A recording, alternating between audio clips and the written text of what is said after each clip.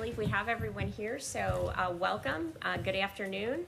It is truly my honor to welcome the Vice President of the United States, Mike Pence, and the Honorable Elaine Chao, the Secretary of Transportation, also Rear Admiral Polachek, and who is with us and playing an important role from logistics and managing the crisis. Also, Director of OMB, Russell Vogt. So thank you all for being here. We also have Dr. Navarro, who's been instrumental in helping make this happen, and Chief of Staff Mark Short. As I mentioned, we are incredibly proud of the spirit of teamwork between General Motors and Ventec and what we've been able to accomplish in just 1 month. But the secret ingredient of this is the dedication of the people, of the Ventec team, of the GM team, of the team in Kokomo, because they have worked tirelessly day and night, and many times, 16, 18, 20 hours a day to make this happen on the short time frame. So we are incredibly proud of what everyone has accomplished. And every employee here is very motivated. And we don't have time for every employee to share a story, but we do have 4 special employees: George Vandermeyer, Michael E. Lynch, Eric Cottrell, and Andy Chapman, who is from Ventec, that will be sharing some of their stories. But before we get to hear from them, it's very important that we get to listen to the leadership, those who are on the front lines fighting the crisis. So I'd like to first turn it over to Mr. Vice President. Well, thank you, Mary, and thank you for the extraordinary leadership you provided at General Motors, and the partnership with Ventec Life Systems has truly been historic and has set a whole new standard for standing up manufacturing in the midst of a national emergency. I want to commend you. Thank you for the hospitality today. It was such an inspiration to be among your team. And Chris Kipple, thank you.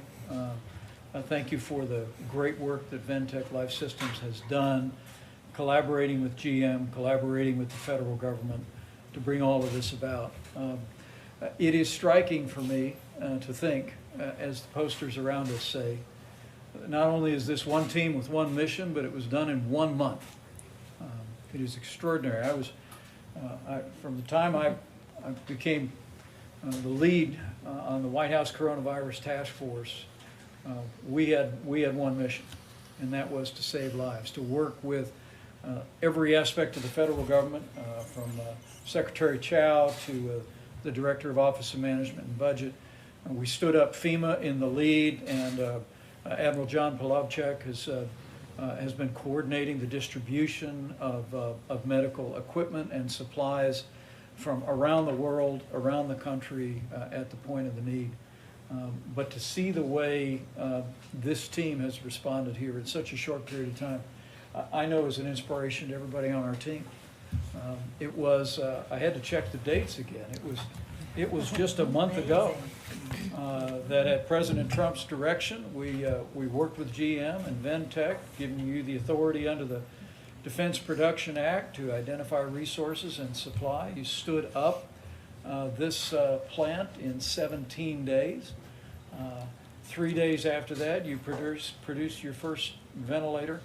And I just confirmed by the guy at the end of the line that as of this week, you'll have 600 ventilators out in the American healthcare system, literally at the point of the need in the midst of the coronavirus epidemic. That's an enormous American contribution, and on behalf of President Trump, on behalf of the White House Coronavirus Task Force, Mary, Chris, and all these incredible members of your team, I just want to say thank you. Thank you for what you're doing here. I know that it will be a busy summer as you continue to scale this operation. But I think for the President and for me, one of our proudest accomplishments is, as we sit here today, no one in America who has required a ventilator has been denied a ventilator. That is an amazing national accomplishment. And these companies and this great team here in Kokomo have been a critical part of making that happen. And on an ongoing basis, you'll continue to do that. We're seeing promising signs in this epidemic. I just mentioned on the production floor that we're literally witnessing stabilization in many of the major outbreak areas. Ventec, I know, calls Washington State home, and The numbers in California and in Washington State, where this all began for us as a nation, continue to be low and steady. But we're even seeing a decline of hospitalization, emergency room admissions in places like New York, New Jersey, Connecticut, New Orleans, and Detroit. And we're beginning to see progress in Chicago, where some of your very first ventilators were delivered to the Chicago area and to Gary. So we're making progress as a nation, but I just want you all to know it gives the American people and those of us who serve them great peace of mind to see the way that we have brought not just the whole of government to bear on this epidemic, but the whole of America to bear. And the ingenuity, the creativity, the hard work reflected in these hallways is a testament to each and every one of you. And on behalf of the President and on behalf of our team at the federal level and on behalf of a grateful nation, thank you. And with that, I'd be happy to recognize a member of our cabinet, the Secretary of the Department of Transportation, Elaine Chao. Madam Secretary. Thank you, Mr. President, and thank you so much for allowing me to tag along here, because it has been so inspiring to see this factory respond in this very unprecedented times. What I saw on the factory line, along with the Vice President, was nothing short of impressive. I see this whole factory respond to help the country during the COVID-19 crisis, and the versatility, the ingenuity, the innovation, the can-do attitude on the part of the people that I saw on the line was, again, truly, truly impressive and truly American. The President has conveyed a whole of government approach to combat this virus. And we at the Department of Transportation are proud to join this effort. And we are doing everything we can to support you, the American people, in saving lives. Now, the life-saving equipment that you manufacture will travel to FEMA primarily by road and trucks. So the department has provided emergency and regulatory relief to truckers and motor carrier industry to make sure that our supply lines remain open and strong. And so this includes issuing the first ever national emergency declaration providing hours of service relief for those transporting essential medical equipment. 2, granting critical waivers for commercial driver's licenses and permits so that truckers can continue to deliver their essential cargoes. And then we've been working with the states as well to keep our nation's rest areas in individual states and truck parking spots open to provide a safe place for truckers to rest. And we've also been coordinating efforts to distribute 1 million masks to truck drivers around the country, including distribution points, Mr. Vice President, near Indianapolis, which I'm sure you'll be happy to hear. So the Department of Transportation is working 24/7 for the American people. God bless you and what you do to help our country in its hour of need. Thank you, Mr. Vice President. Thank you, Madam Secretary. And next, Director of Office of Management and Budget, Russell Vogt, will be making a few remarks. Thanks. It's a privilege to be here. One of the things that the President and the Vice President has said from the very beginning of this is that we will never lack for resources to be able to fight this the way that we need to fight it. This is mobilizing to combat in a way that you mobilize for a war, and we've been working along those lines. So it's a privilege to be able to see the byproduct of that work. I remember being at FEMA weeks ago and seeing the needs, the requests coming in from the various states about ventilators and other supplies that Admiral P has been so vital in getting to these localities. And to be able to see on the other end of those weeks of hard work, the way the American people have risen up, the way the manufacturing sector has come to the table with ingenuity, creativity to be able to meet that need is incredibly inspiring, and it's a privilege to be here. So thank you. And next, we'd like to hear from Rear Admiral John Polachek. Thank you, Ms. Barrow. Thank you, Mr. Vice President, Secretary Chow. A wonderful tour today, seeing the front line, your pointy end of the spear for me, producing ventilators that a month ago you were not doing. While we saw those frontline troops today, with the real power of General Motors that was brought here was your supply chain. Who are those countless logisticians that are behind the scenes, are not up on that showroom floor today? They may have been, right? But the power of your team, your engineers, Ventec's engineers, right? All of those people that came together to do something in less than a month. The power of General Motors and the leadership of this team to bring together and knock down what was probably immense barriers to produce parts that you weren't producing parts. You literally made things fall out of the sky to be able to get to where are you today. And I am very proud to be here. I am very proud to have been working with your teams. Thank you. Thank you very much. Thanks for the support. And Mary, if I may, Peter Navarro has been a critical part of our efforts to identify and please. spin up resources. I know that he worked closely with Ventec early on, and I brought him out on Air Force 2 just so he could see some of his good work up close and personal. Peter, you have a few thoughts? Yeah, a few thoughts. It's such an honor to be here with the Vice President in the Hoosier State. They used to call James Brown, I remember, it's the hardest working man in show business. This Vice President under the task force has really been the hardest working man I've seen since he took over the reins and really has attacked this problem. So I really salute you, sir. And I want to also salute the Ventec GM team. I officially issued the challenge at the beginning of this. I'll Ford Ferrari is like, who could get the ventilator first to the finish line, the Ford, GE, or GM Ventec, and I want to officially award you the winner of the challenge today. Let history show that. But the magic sauce here to understand, and what gives us such great hope for America as we move through this and to a stronger future beyond, is the marriage of this great entrepreneur, Chris Keipel, and his company, entrepreneur technology, with the genius of engineering and scalability of GM under Mary Barr's leadership. And what they were able to do to understand how this worked, what they were able to do at GM is secure the supply chain 7 tiers deep in Trump-Pence time, which is to say as quickly as humanly possible. No one will ever do this faster than they did.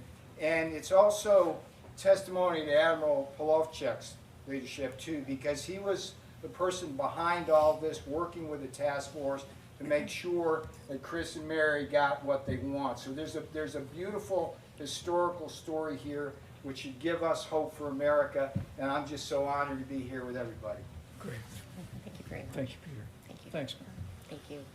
And now I'd like to turn it over to Chris Keipel, who is the CEO of Ventec.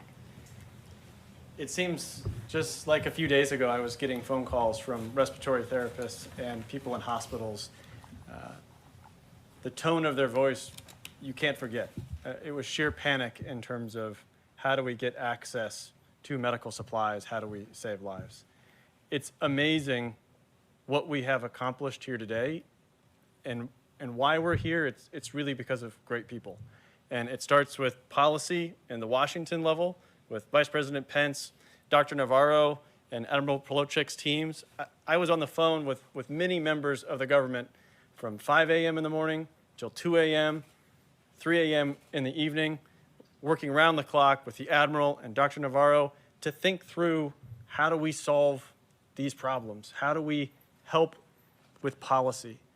And from the first phone call with Mary and her team, she jumped into this not with all the answers, but because it was the right thing to do, and because we knew that together we could solve these problems. And it's been amazing to me to partner American innovation with American manufacturing and manufacturing knowledge and know-how, and put those things together to think about solving problems on a global scale with Americans and American innovation and American might. And it's been a privilege for me to work with General Motors. It's been a privilege for me to see American manufacturing know-how and talent. We are making a better medical device today because of the manufacturing know-how and the scalability that General Motors has brought to the table. And we are able to solve supply chain problems unlike other companies in the world today because of this partnership.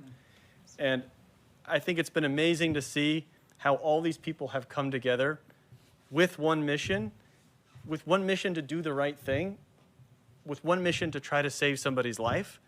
And it's been a privilege to work with every single person at this table and every single person in this room. And I think today is really recognizing the people who made this possible. It's the people at this table who have sacrificed their lives, risked their lives to come out here to separate themselves from their family to make ventilators, so that, most importantly, people on the front line, the respiratory therapists, the doctors, the families who have somebody sick from COVID-19 don't have to be faced with the question, will I have access to medical resources? Will I have access to a ventilator? I think what we are doing today is solving those problems. And it's really encouraging to me as an American to know that we have a General Motors in America, that we have federal policy that can solve problems to bring us together. And when America wants to solve a problem, we will work together to solve a problem. And so I want to recognize some of the people at this table for what they've done. And we'll start with George. George has come out of retirement to work on this project.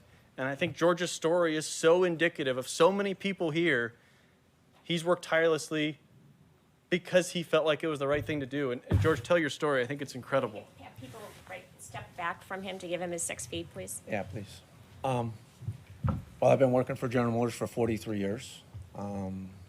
Never quite seen anything like this. Got a call and asked if I was willing to come out and help on this project. And I was supposed to retire like 2-3 weeks ago. And so I've just delayed the retirement to help with this project. And to a lot of people's point, it is absolutely amazing what our companies have done.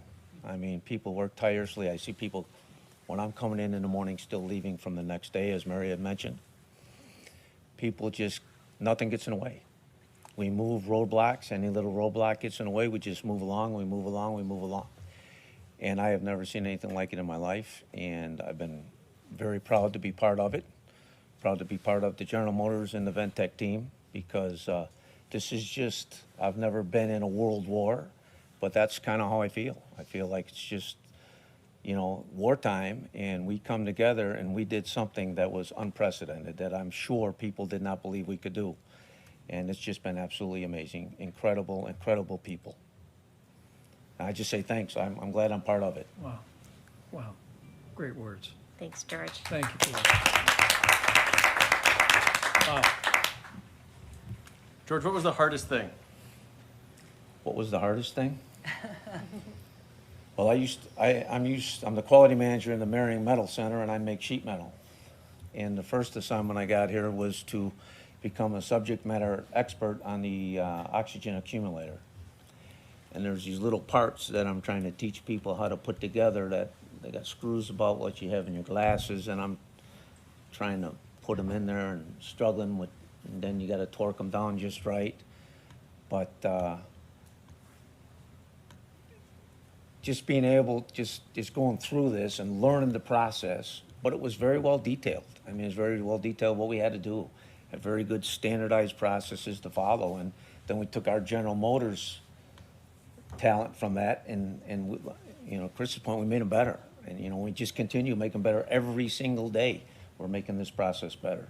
But just getting to know a ventilator from sheet metal was a bit difficult. Well, you did well. Thank you, George. Wow. Great job, George. Great job. Andy Chapman is on the Ventec Life Systems team. He's part of the team who helped create Voxen.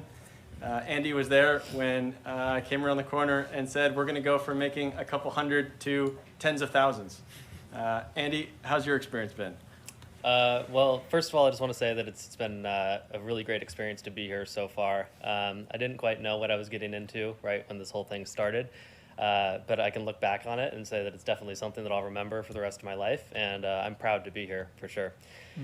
You know, when I first joined Ventec 5 years ago, I was drawn in by the complexity of Voxen. I knew that it was going to be a really good engineering challenge, just for, you know, the traditional quantities that we were going to be talking about. You know, when that challenge turned into making 30,000 ventilators, then I was kind of blown away in how we were going to be able to do that, because from a supply chain perspective, mostly, you have to understand it's set up for a certain number, you know, for how the respiratory care industry is structured. And now all of a sudden we don't have just, you know, national competition for these resources, there's global competition, and we need to make sure that we can get those resources to build finished medical devices. And so I really questioned how we were going to be able to do that, but as soon as I started working with the GM team, I noticed that there were two things that were really essential to making this go. One of them is that you're dealing with people that they're very intelligent, and that was very apparent from the start that these people had the intelligence to make this thing go. The other thing, and I think that something we evaluate very carefully at Ventec, is to make sure that people really care about the device that they're making. You know, it really does make a difference at the end of the day. It's the kind of thing that, you know, when I got here, I came in at 6 in the morning and I didn't leave until 3:30 in the morning. You don't do that kind of a thing if you don't care about the things that you're doing. So just seeing that all of the GM team has been so accepting of this product and has gotten behind it so quickly, I think is a really key thing that needs to be recognized, and I'm happy to be a part of it. Andy, how, just your experience of manufacturing, how would you look at American manufacturing differently after this experience? You know, I really had no idea going in. I think the first time that I even went into Building 6, I was blown away just by the sheer size of the process and how many employees were here. And when I walked in to the upstairs manufacturing area the very first time, it was an incredible sight to see our traditional manufacturing layout multiplied just over and over and over again. You walk in, I'm used to going out on the manufacturing floor and seeing just one metering valve press, but there we see, you know, 15 of them all lined up in a row, and all the test systems going, and it's just incredible. Great job. Thanks. Thank you, Andy. Very impressive. Very impressive. Micheline has been with General Motors for years, and your family has been with part of the General Motors family, and you came back to help make ventilators. Tell us about your story. Yes. I'm a 14-year employee on indefinite layoff in January. Not sure if I was going to come back.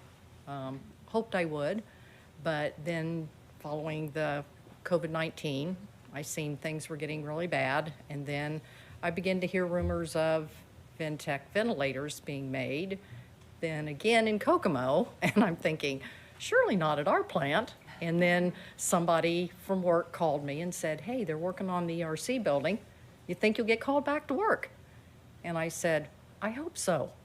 And I got a call in April and came back. I've been here, I was the first wave of people to come in. It's been very inspiring to me that we have moved as quickly as we have. Like you said, it's taken a lot of ingenuity, a lot of hard work. I put parts together, I'm part of it, but there has been so many people, you know, behind the scenes that have just ran with this, and I'm just very proud to be a part of this and to be helping, and so I'm just glad to be here. Yeah. Great job, Micheline. Thank you. Where's home? Kokomo? No, I live in Peru. Okay. Yep. Good. Just up the road. Yep. That's great. Great job. So, Micheline, you didn't have to come back to work. No. Do you want to talk a little bit about that experience? Well, again, it's one of those things where losing your job, you're a little frustrated to begin with. I liked what I was doing when I left my job. So the first thing you're thinking is, I would really like to come back to work. So when you get this call, you're thinking, I really want to come back and be a part of this. So to me, it was a no-brainer. I mean, it was like, I'm coming back, I'm going to help, do whatever I can, and it was to me, it was just an easy answer. I'll be back, you know. And I, like I said before, I haven't really been real frightened coming in here. I mean, a lot of people are saying, oh my gosh, I can't believe you're coming back to work with all this going on. But they have done such a good job taking care of us with our mask and, you know, our temperature, and the housekeeping's been wonderful, making sure everything's clean and sanitized. And I just come into work, and I'm just glad to be here. Thank you for your service. Super Thank you. job. Super job. I think one of the great things is you brought some people from Ventec, you brought some people like George who have been with General Motors for decades, and we've also added people like Aaron who are newer to the General Motors family. But tell us a little bit about your experience and everything you've done. Well, I'm not new to General Motors. I've been a 21-year employee, actually. So, and my husband works here too, and he's got 20 years in, and he's one of the skilled trades team that came in day one, started moving everything out of this building, bringing in the new. He kept coming home saying, you would just not believe what is happening. I mean, everything is just moving so quickly. And so then the next week when I got the call and said, do you want to come back? I said, of course I do. We were just temporarily laid off because of the COVID.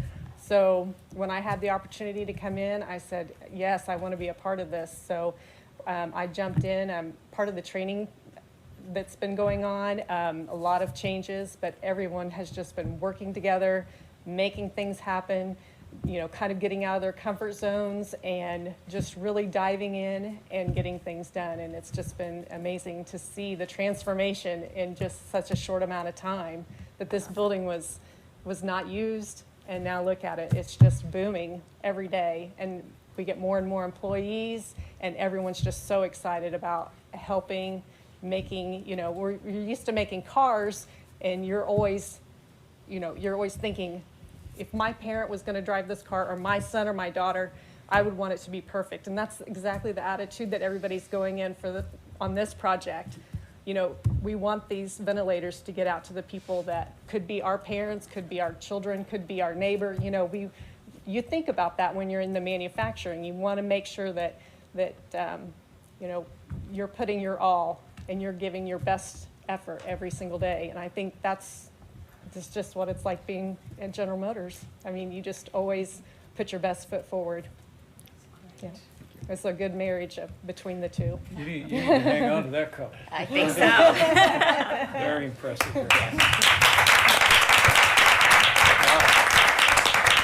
Great words. Really, really inspiring words. And the spirit that I sensed walking on the floor, you know, I've heard again here. I think everybody understood the urgency and the importance of what we were doing, and moved out on it so quickly.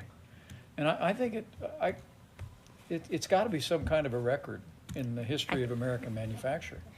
I don't know of a time that a product with this type of complexity, with starting up over 50% of the supply base being new, to do it so quickly and to get the facility ready. And it just speaks to the hundreds and probably thousands of people, not only the hundreds of people that are here, but the thousands of people, to your point, in the supply base. In all parts of every single part of General Motors came together to partner with the Ventec team to get this done. So I'm humbled and proud to be a part of it, and I'm so proud of the General Motors team and the partnership with Ventec. Well, let me thank you, Mary. I'll give you the last word here, or Chris, but Chris Keipel, thank you. It's great to meet you finally. Your reputation preceded you, and I couldn't be more impressed with the Ventec team. And proud to have you in my home state of Indiana for every bit as long as you want to stay. Proud to be in Kokomo. And Mary, thank you for bringing the tremendous weight and reputation of General Motors to bear on a great national challenge. When President Trump and you spoke about this, it was, you know, he made it very clear that we weren't just going to have a whole of government approach. We needed a whole of America approach. And for you to bring the resources of General Motors to bear, your vast supply chain around the country and around the world to meet this moment, is a great contribution to the nation. So I want to thank both of you and thank these incredible employees. Your stories are inspiring. Your spirit is even more inspiring.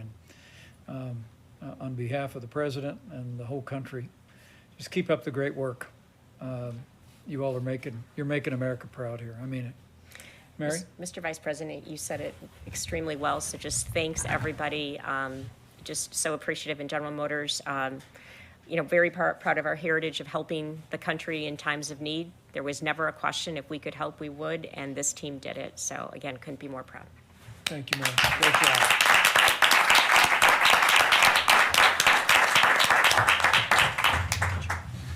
Great job.